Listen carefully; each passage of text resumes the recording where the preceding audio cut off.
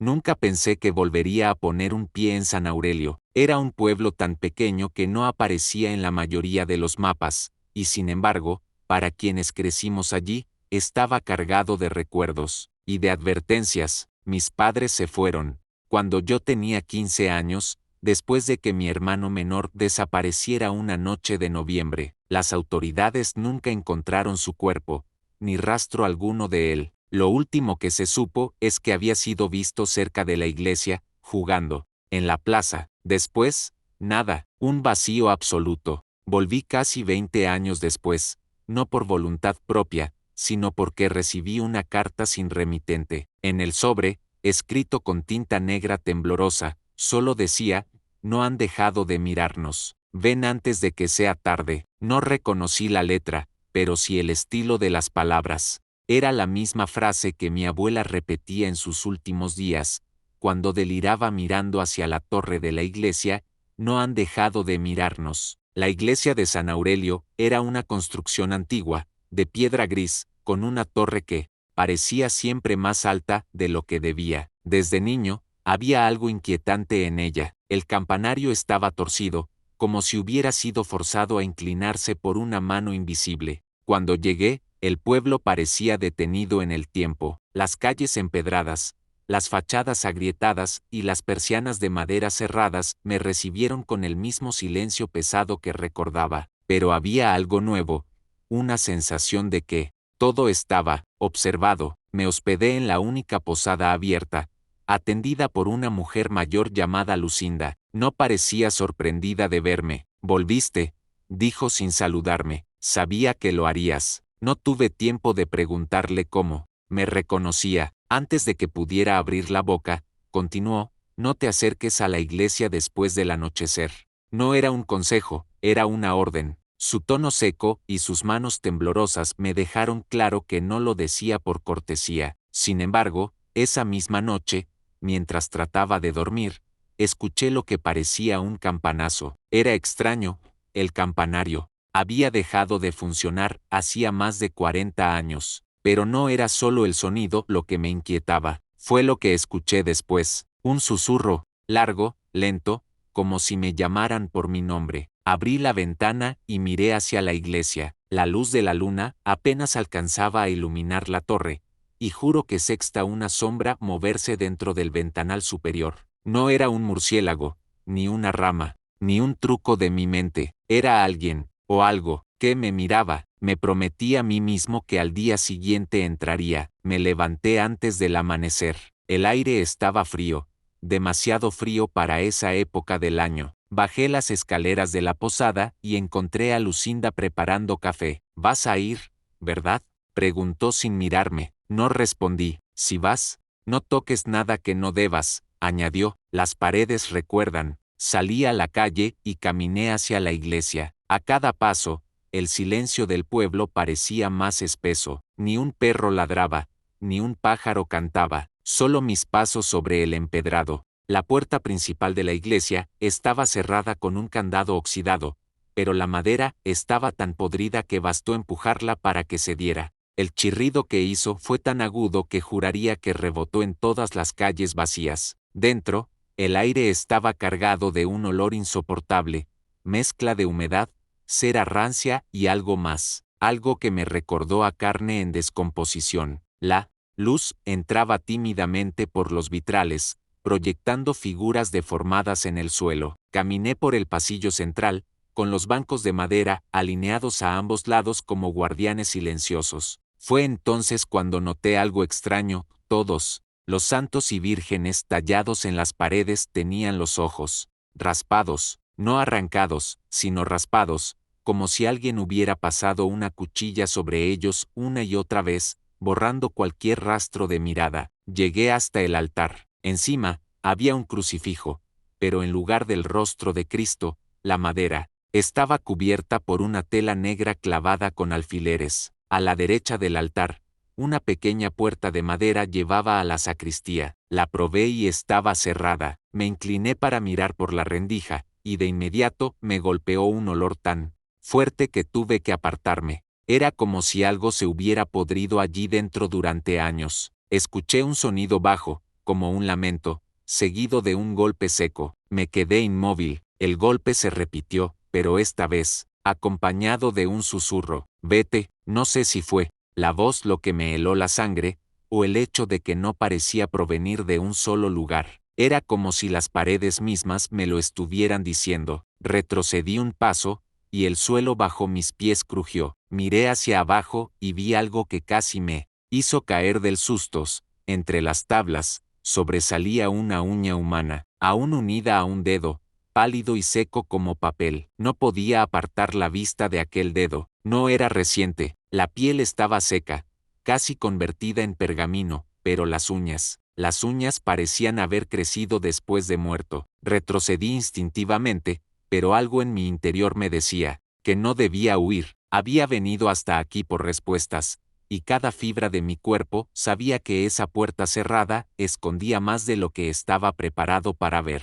Di un paso hacia la sacristía. La cerradura era vieja, de hierro oxidado. Intenté girarla, pero estaba bloqueada. Revisé alrededor y encontré, apoyada contra un banco, una barra de metal cubierta de polvo. La encajé en la cerradura y empujé. Con fuerza, el metal chirrió, y la puerta se abrió con un gemido que parecía casi humano. Lo primero que me golpeó fue el frío. Era un frío distinto, como si no perteneciera a este mundo. La temperatura había bajado al instante varios grados, y con ella llegó un silencio absoluto. La sacristía estaba oscura, pero no por falta de ventanas. Parecía como si la luz misma no quisiera entrar. Con la linterna de mi teléfono, iluminé el interior. Estanterías antiguas cubiertas de mantos polvorientos, cálices oxidados, y en el centro, una trampilla en el suelo. La madera de la trampilla estaba tallada con símbolos que no reconocí. No eran cruces ni figuras religiosas comunes, sino formas retorcidas, como espirales deformadas y ojos abiertos. Me agaché para tocarla, pero antes de que mis dedos la rozaran, escuché algo. No eran pasos, no era un golpe, era respiración, lenta, pesada, muy cerca. La linterna tembló en mi mano mientras giraba sobre mí mismo. No había nadie. Entonces la escuché de nuevo, esta vez detrás de la trampilla, una inhalación profunda, y un susurro, claro como el agua: te estábamos esperando. Sentí un tirón en el tobillo. Algo, desde las rendijas de la madera, me había agarrado. No era una mano firme, sino algo frío y viscoso que se enroscó como una serpiente. Caí hacia atrás,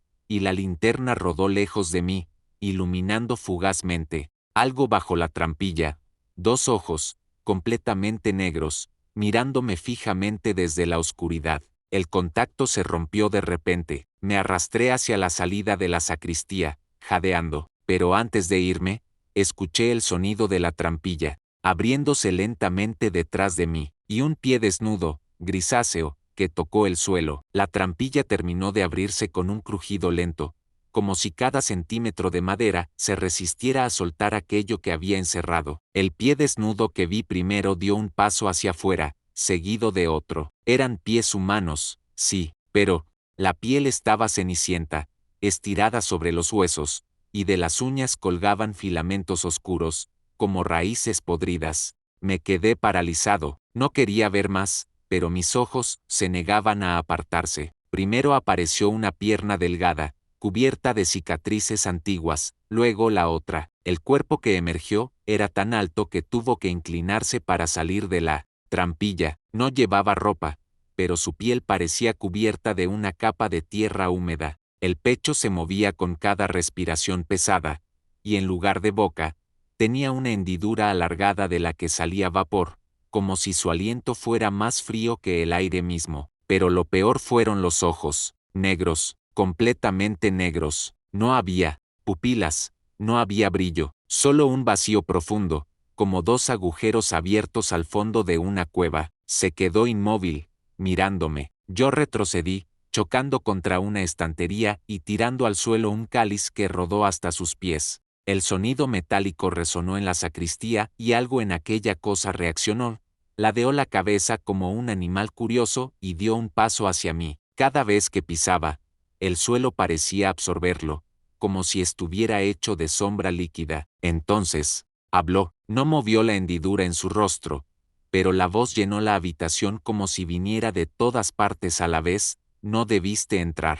Sentí un ardor en el tobillo, el mismo que aquella cosa me había agarrado antes. Bajé la mirada y sexta una marca, una huella oscura en forma de espiral, como las que estaban talladas en la trampilla. El ser extendió una mano hacia mí. Sus dedos eran largos, con articulaciones extras, y de ellos goteaba un líquido negro y espeso que al caer al suelo producía un chisporroteo, como si quemara la piedra. Ven conmigo, dijo, ellos quieren verte. Un ruido repentino interrumpió la escena y alguien golpeaba la puerta principal de la iglesia desde fuera con fuerza. La criatura giró la cabeza hacia el sonido y, en un instante, se desvaneció, deslizándose hacia la trampilla que se cerró sola, dejando un silencio sepulcral. Me quedé jadeando en la oscuridad, mientras el golpeteo en la puerta continuaba. El golpeteo se volvió más insistente. Me levanté como pude, aún temblando, y crucé la nave de la iglesia. Al abrir la puerta,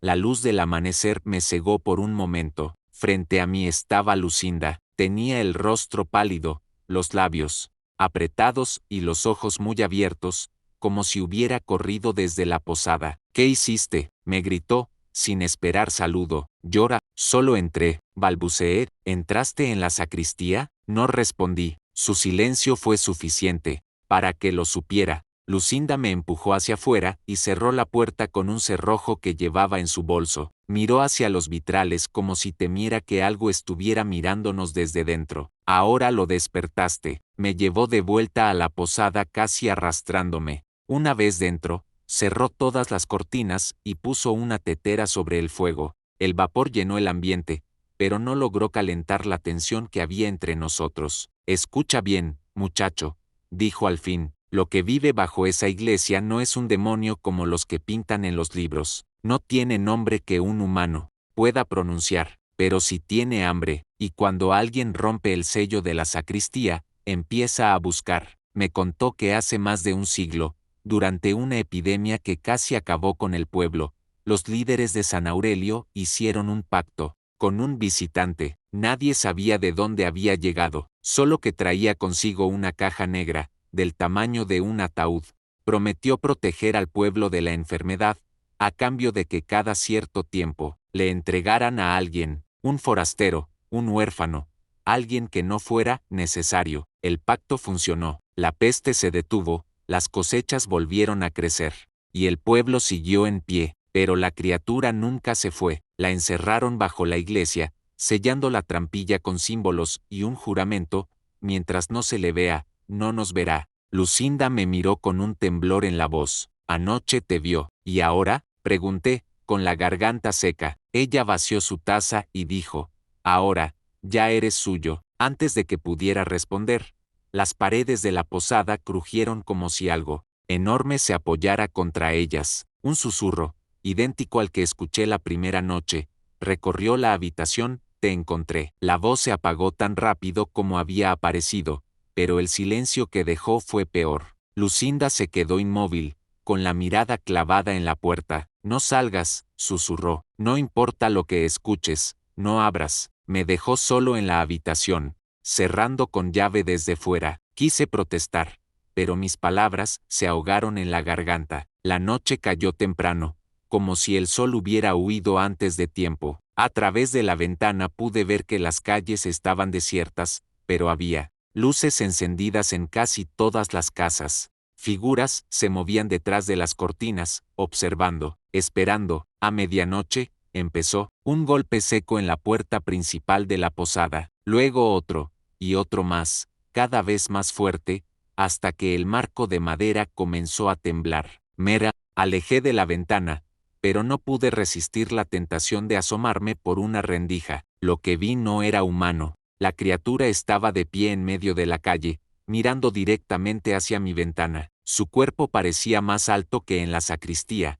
y su piel estaba cambiando. Ahora estaba cubierta de lo que parecían trozos de tela, como si hubiera absorbido la ropa de otras personas. No caminó hacia mí. En lugar de eso, giró la cabeza hacia las casas. Una a una, las luces comenzaron a apagarse, como si una orden silenciosa hubiera pasado por todo el pueblo. El golpe en la puerta se detuvo, el silencio volvió, y entonces lo escuché dentro de la posada. No había abierto ninguna puerta, estaba, simplemente, ahí, pasos lentos sobre el suelo de madera, acercándose a mi habitación, el sonido de algo arrastrándose, como uñas largas, rozando la pared. La cerradura de la puerta comenzó a girar lentamente. Me eché hacia atrás, buscando algo con lo que defenderme, pero lo único que encontré fue la lámpara de aceite sobre la mesita de noche. Cuando la puerta se abrió, no vi a la criatura, vi a Lucinda, pero sus ojos, eran completamente negros. Es hora, dijo, con una voz que no era la suya. Lucinda avanzó hacia mí con pasos lentos, y cada paso hizo que el aire se volviera más denso, como si la habitación se llenara de agua invisible. No luches, susurró. Es peor cuando luchan. Intenté retroceder, pero mis piernas no respondían. Sentí el mismo frío del sótano de la iglesia recorriendo mi piel, y supe que no estaba sola. La criatura estaba allí, aunque no pudiera verla. Lucinda me tomó del brazo y me condujo fuera de la posada. Las calles estaban llenas, pero no de vida normal. Los habitantes del pueblo estaban alineados a ambos lados del camino, con antorchas encendidas, mirándome sin expresión. Ninguno hablaba, ninguno se movía, y todos tenían los ojos negros. La procesión silenciosa me llevó hasta la iglesia. La puerta estaba abierta, y dentro no había oscuridad, sino una luz grisácea, espesa, que parecía vibrar. Cuando crucé el umbral, la vi. La criatura estaba de pie junto al altar, más grande que nunca, con su cabeza rozando el techo. La hendidura en su rostro se abrió lentamente, y un sonido grave, como un canto fúnebre, llenó la nave. Lucinda me empujó hacia adelante. Aquí está, dijo, cumplimos el pacto. El ser me observó durante un largo instante,